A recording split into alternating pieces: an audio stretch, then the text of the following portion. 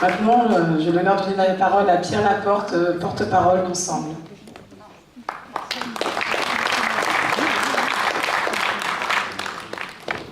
Chers camarades, chers amis, moi ce qui m'a frappé le plus, c'est l'intervention de Nafissa. D'ailleurs, Isabelle aussi l'a remarqué. Pourquoi?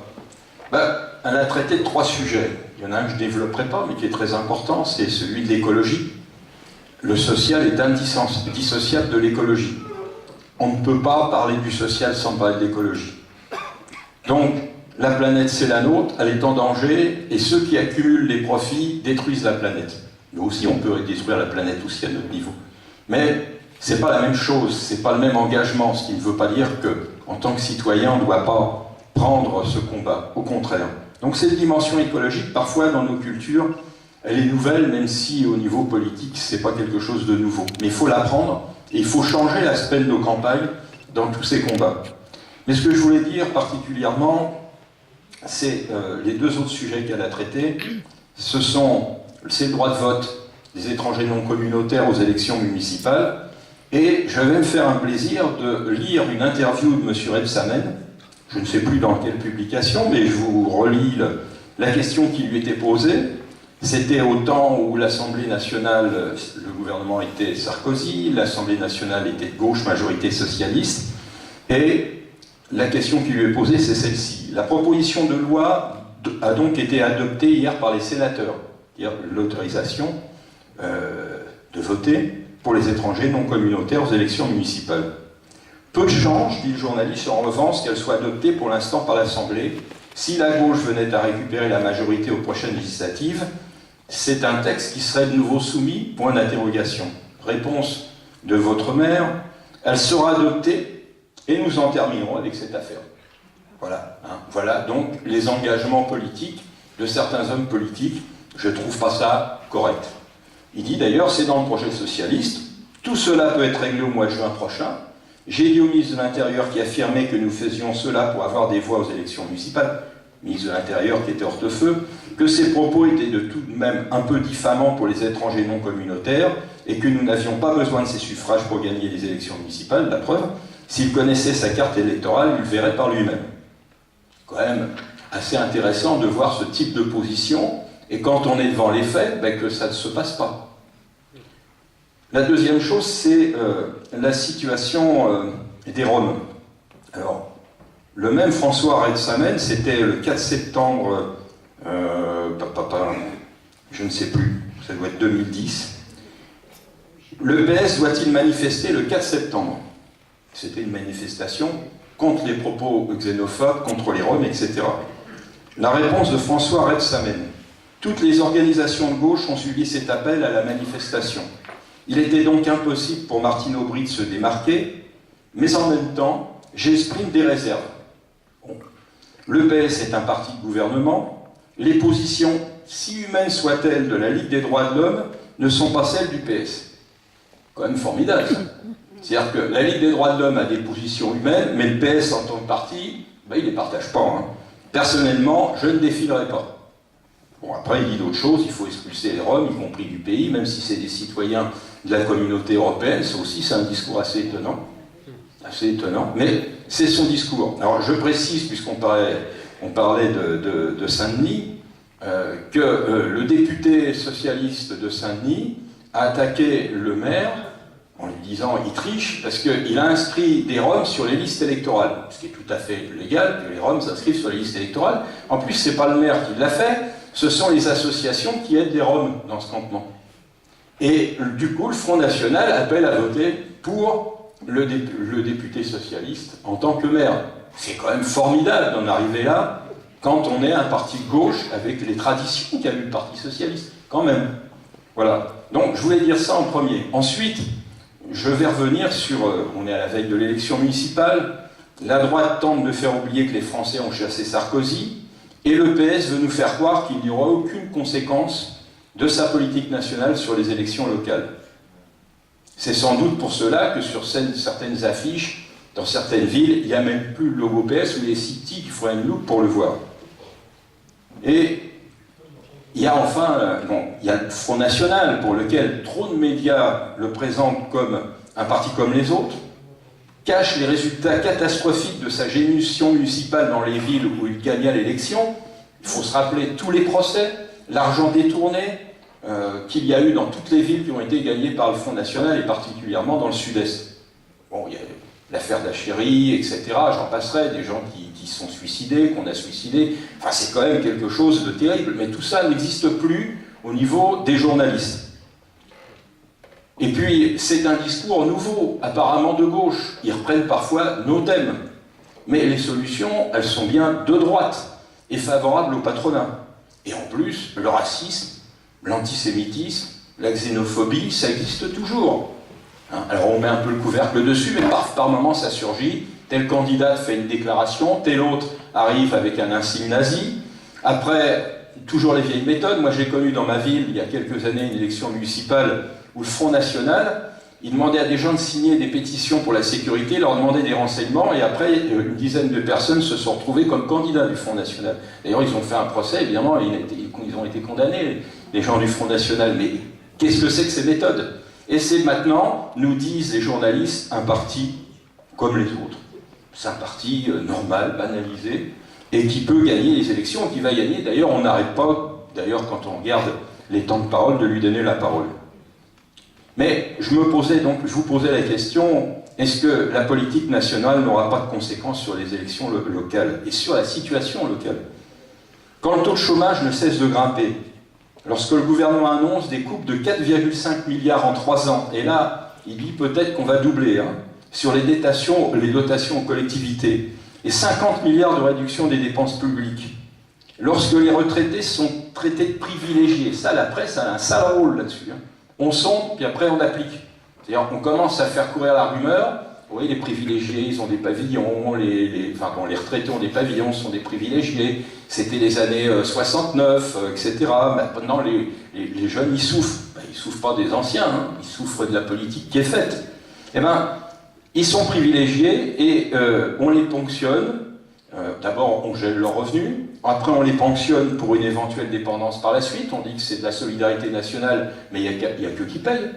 Et surtout pas les entreprises et la finance. Pouvons-nous croire avec tout cela que cela n'aura aucune importance sur la vie des communes et sur la vie des habitants des communes? Pensons-nous, même si on peut faire tout ce qu'on veut de bien, que quand on arrive à des taux de chômage incroyables chez les jeunes dans certains quartiers, c'est le maire qui va régler? Moi je ne crois pas à ça. Je ne crois pas à ça. Je ne veux pas dire pour ça que le maire et les élus n'ont rien à faire, n'ont pas un rôle à jouer, je vais y revenir. Mais que ce n'est pas de conséquence, c'est un mensonge. Quand j'entends, par exemple, le président de la Cour des comptes, le socialiste Didier Migaud, proposer de couper 5 milliards dans le budget des hôpitaux. 5 milliards dans le budget des hôpitaux. Pourquoi faire? La plupart des hôpitaux sont en déficit. Il n'y a pas de personnel. On les ferme quand ce sont des hôpitaux de proximité qui sont en province. 5 milliards. Qu'est-ce que c'est que cette politique? Ils vont où les 5 milliards? Ils vont dans ce qu'on va verser au patronat? Mais on va se soigner comment? Dans les campagnes où il n'y a déjà pas de médecins, où on va aux urgences et les urgences sont de plus en plus loin. François Rebsamen évoque dans la Gazette, la vôtre, celle qui paraît ici, quelque chose d'extraordinaire. Je lis ça, c'est la Gazette d'hier ou d'aujourd'hui, je ne sais pas. Le gouvernement réfléchirait, lui dit le journaliste, à réduire le financement des collectivités. À Dijon, cela... Alors, quand le journaliste pose la question, il est un peu con, pardon, excusez-moi, mais à réduire, mais c'est pas qu'il songe à réduire, c'est qu'il réduit, puisque c'est une loi, et puis que c'est appliqué. Bon. À Dijon, cela se traduirait-il par des augmentations d'impôts? François Rebsamen, je trouve sa réponse est meilleure que la question du journaliste encore. Je vais même plus loin, le gouvernement a diminué les dotations de collectivités. Sarkozy l'a fait, Hollande a continué. C'est quand même extraordinaire de dire des choses comme ça quand on est maire d'une ville. C'est marqué là, dans la Gazette, vous pouvez le lire, vous pouvez le montrer autour de vous, c'est quand même extraordinaire. Et il continue, on a aujourd'hui à gérer le mieux possible nos collectivités avec moins de recettes. Ben, bien sûr. Non. Faut-il augmenter les impôts? Non, pas plus que l'inflation. Je l'ai dit, je le redis, si je suis réélu, je n'augmenterai pas les impôts plus que l'inflation. Bon, il faire attention à ça, hein, parce que quelqu'un me faisait remarquer d'ensemble tout à l'heure que quand on augmente les impôts, il y a deux augmentations. Il y a l'augmentation du taux et l'augmentation des bases. Alors après, on peut dire j'augmente de 0,8 s'il y a 1% d'inflation, mais si vous augmentez de 2% les bases, ça va vous faire mal quand même. Hein. Voilà, donc quand même, c'est des propos. Sarkozy l'a fait, Hollande continue. Ah bah oui, mais bien sûr, cette politique était tellement bonne, on ne sait pas pourquoi on a viré Hollande. Hein. Ça, c'est quand même extraordinaire. Donc d'où vient cette folie qui hante l'Europe? L'austérité, la baisse du coût du travail, la destruction lente, et tout à l'heure Isabelle l'a dit, comme en France, mais aussi très violente, comme en Grèce, au Portugal, et en Espagne, des acquis sociaux, où on baisse les salaires, on supprime les hôpitaux, on réduit le nombre d'enseignements. Mais c'est ça l'Europe qu'on nous propose. Qu'est-ce que c'est que cette histoire de fou? Alors, mesurons bien la colère, le désarroi que cela crée parmi nos concitoyens. Mesurons bien également les possibilités de construire, parce que ça existe aussi, c'est pas parce qu'il y a du désarroi et de la colère qu'on n'arrivera pas à construire une alternative sociale, écologique et démocratique. Mais ça nous demande de changer de braquet, le Front de gauche. Ça nous demande une autre dynamique, ça nous demande une autre action des citoyens. Et ça, c'est possible. Et je vais revenir. En 2005, François Rebsamen dirige la campagne du PS pour le oui au traité. C'est vrai qu'à partir de ce jour-là, j'ai eu un amour immodéré pour cet homme, puisqu'il a accusé les partisans du non, et il y en avait au Parti Socialiste, hein, de mener la même politique que le Front National. Si vous votez non, vous êtes des fascistes. Vous êtes comme le Front National parce que vous n'aimez pas les autres peuples européens, parce que vous vous isolez. C'était la campagne du oui du PS à cette époque-là. Hein. Et alors, il disait, je vous rappelle l'importance, dans une interview que j'avais aussi, de ce qu'a fait l'Europe pour les pays comme l'Espagne, le Portugal et la Grèce. Quelle clairvoyance politique, monsieur Rebsamen, c'est formidable. Quand on voit ce que l'Europe a fait pour ses peuples aujourd'hui, on tombe à genoux, on se dit c'est miraculeux, continuons, continuons. Puis, il approuve la décision de François Hollande de faire passer le traité avec en prime la règle d'or. Même si le Parti Socialiste disait non, il n'y a pas de règle d'or, on va faire un truc pour développer l'industrie, etc. Si, la règle d'or, elle était dedans, elle y est toujours, et on l'applique.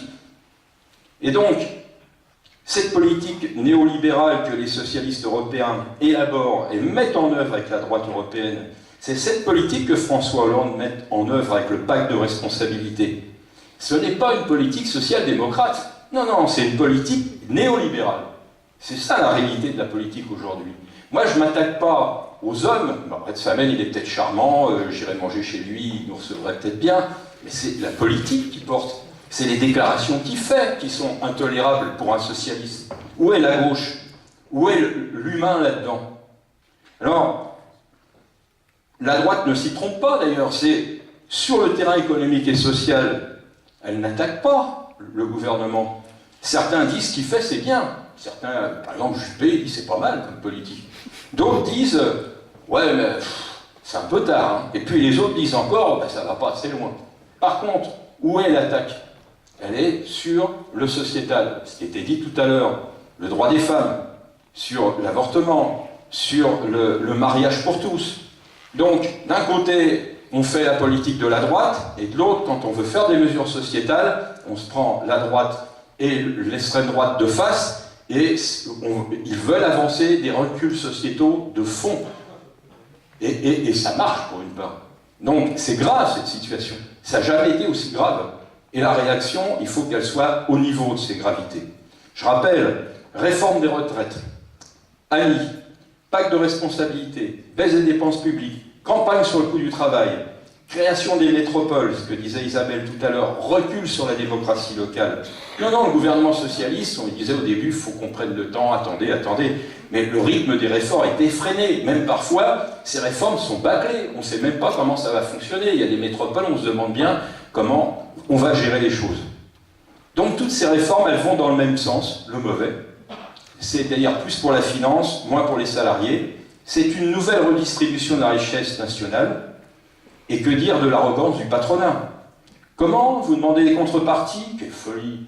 Mieux encore, Pierre Gattaz n'hésite pas à déclarer que cela permettra d'augmenter les dividendes. C'est-à-dire qu'on va serrer les dépenses publiques pour le donner au patronat et ça permettra d'augmenter les dividendes. D'ailleurs, à ce sujet, François Rebsamen, dans une déclaration à la télévision, un interview par exemple, disait Non, vous savez, on ne peut pas obliger une entreprise à embaucher. Mais si le carnet de commandes est plein, alors là, l'embauche se fera naturellement. Démonstration, Airbus, les carnets de commandes sont pleins, Airbus licencie. Voilà, donc il faut arrêter de raconter des histoires. Hein. Comme on nous disait toujours, les bénéfices d'aujourd'hui feront les emplois de demain. À force d'accumuler des bénéfices, on accumule beaucoup de chômeurs. Voilà. La vérité sur le coût du travail, dans notre pays, 2 millions de personnes vivent avec l'équivalent de 650 € à 1 € par mois. 3,5 millions ont recours à l'aide alimentaire. Et si la pauvreté progresse, c'est surtout parce qu'il y a toujours plus de travailleurs pauvres. C'est ça la réalité. C'est pas moi qui le dis. Ça, c'est la Fondation Abbé Pierre. Rappelons-nous, durant des mois, on nous a présenté le feuilleton de l'inversion de la courbe du chômage. Je dois dire en passant que les journalistes TV ont une responsabilité à porter la parole de la pensée unique, sans aucune critique. Mais c'était un leurre. Au bout d'un moment, on n'y est pas arrivé, c'est pas grave, on continue. On ne voit plus non plus de ministre du redressement productif apparaître en maillot, armor luxe, pour mettre en garde les patrons qui fermaient leurs entreprises en brandissant le carton rouge de la nationalisation. Si vous continuez, je vais nationaliser.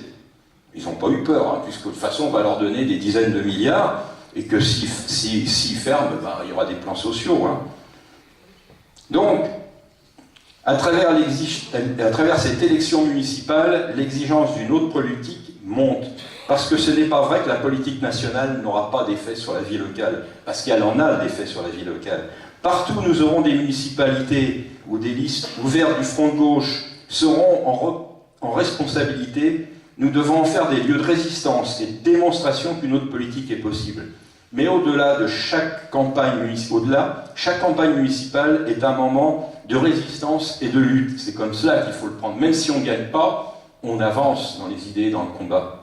Parce que l'austérité, ce n'est pas la solution, c'est la cause. Parce que l'argent existe. Vous vous rappelez, dernièrement, ça a été cité, 85 personnes dans le monde ont autant de richesses que 46% de la richesse totale mondiale.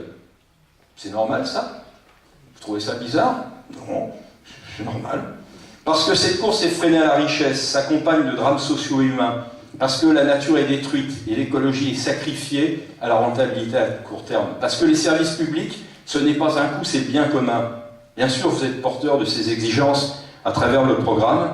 Alors pour construire l'alternative, il faut expliquer, mobiliser, démontrer, mener dans les batailles, dans les élections comme dans les luttes. Dimanche avec l'élection municipale, le 12 avril, comme c'était souligné, une grande marche à Paris, que nous ne voulons pas sans lendemain, c'est pas un coup, mais on veut continuer, une marche large à l'appel de personnalités politiques, syndicales, du monde associatif, pour dénoncer cette politique et appeler d'alternative. Et en juin, avec les élections européennes, puisque je vous l'ai dit, tout ça se découle d'une politique européenne, où avec nos amis et camarades de la gauche unitaire européenne, avec Tsipras, nous mènerons campagne contre cette Europe que nous rejetons pour fonder une autre Europe. Il nous reste quelques jours, mobilisons-nous comme ce soir jusqu'au bout. Comme j'ai voulu le montrer, cette campagne va se poursuivre, dans la rue, dans les urnes, avec les élections européennes. Nous devons gagner, nous pouvons gagner. Pour cela, le Front de gauche doit jouer pleinement son rôle, s'ouvrir à d'autres, à de nombreux citoyens, s'implanter localement, créer une dynamique nationale et contribuer à refonder l'Europe avec nos amis et camarades européens. Je vous remercie.